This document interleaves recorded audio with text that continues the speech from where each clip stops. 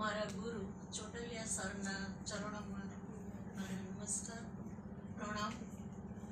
મારું નામ ડૉક્ટર દમયંતી ભટ્ટ. વિષય છે વેદ શિક્ષા એવં રાષ્ટ્રીય ચેતના. વેદો એ ભારતીય સંસ્કૃતિના જ્ઞાનના સર્વોચ્ચ શિખર સમાન છે.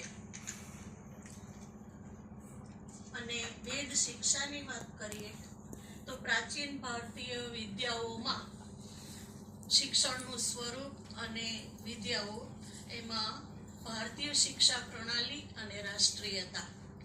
ભારતીય શિક્ષા પ્રણાલી અને તેના ઊંડાણપૂર્વકના પરિપ્રેક્ષ્યમાં જોઈએ તો શિક્ષણના અધિક તત્વો આપણને મળે છે.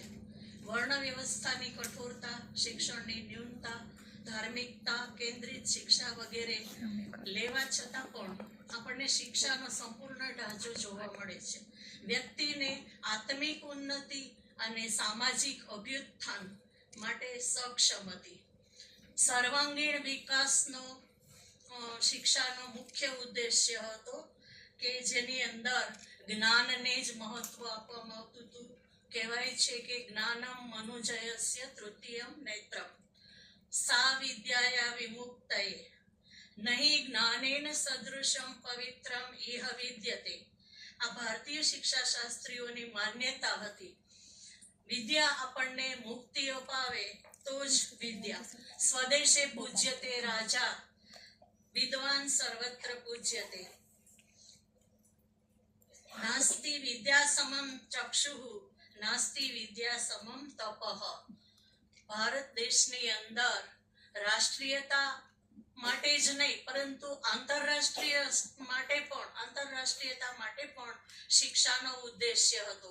ભારત એક વખત વિશ્વગુરુના સ્થાન ઉપર હતું.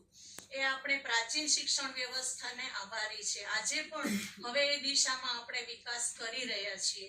આપણી ગુરુકુળ પરંપરા સ્વામી દયાનંદ સરસ્વતીને આભારી છે. ગુરુ શિષ્ય પરંપરાને કારણે જ ભારત વિશ્વગુરુના સ્થાન પર સદૈવ બિરાજમાન છે અને રહેશે.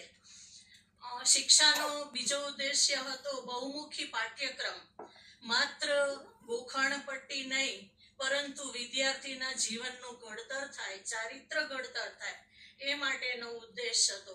શિક્ષણના માધ્યમથી ભૌતિક, શારીરિક, સાંસારિક ઉન્નતિ કરવા માટે, રાષ્ટ્રીયતાના વિકાસ કરવા માટે શિક્ષણ હતું. શિક્ષણ વિધિ જોઈએ તો વાદ વિવાદ તેમજ પરિચર્યા, પર્યટન, મોનિટોરિયલ સિસ્ટમ વગેરે હતી. શ્રવણ, નિધિ, ધ્યાસ, મનન વગેરે શિક્ષણ પ્રણાલી હતી. આચાર્યોના અધ્યાપન ઉપરાંત આજના સમયની જેમ શિક્ષણ સંસ્થાઓમાં આમંત્રિત કરવામાં આવતા હતા અને વિદ્યાર્થીઓના અભ્યાસ માટે ભિન્ન ભિન્ન વિષયોનું શિક્ષણ યોજવામાં આવતું હતું. શિક્ષણનું માધ્યમ વૈદિક પ્રણાલીમાં સંસ્કૃત હતું. બૌદ્ધ કાળમાં એ ભગવાન બુદ્ધે સૌને પોતાની ભાષામાં શિક્ષણ મળે એવો પ્રયત્ન કરેલો. ગુરુ શિષ્ય સંબંધ છે તે પિતા પુત્ર પ્રમાણે ન હતા. પિતા અને પુત્રની વચ્ચે જેવો સ્નેહ હોય એવા સ્નેહયુક્ત સંબંધો હતા. પરીક્ષા લેખિત નહોતી, તેમ છતાં વિદ્વાનોની સભામાં જે શિષ્ય પ્રશ્નોત્તરી દ્વારા ઉત્તીર્ણ થાય એને દીક્ષાંત સમારોહમાં સમાવર્તન સંસ્કાર કરવામાં આવતો અને ગુરુ ઉપદેશ આપતા. તૈત્રીય ઉપનિષદમાં એનો ઉપદેશ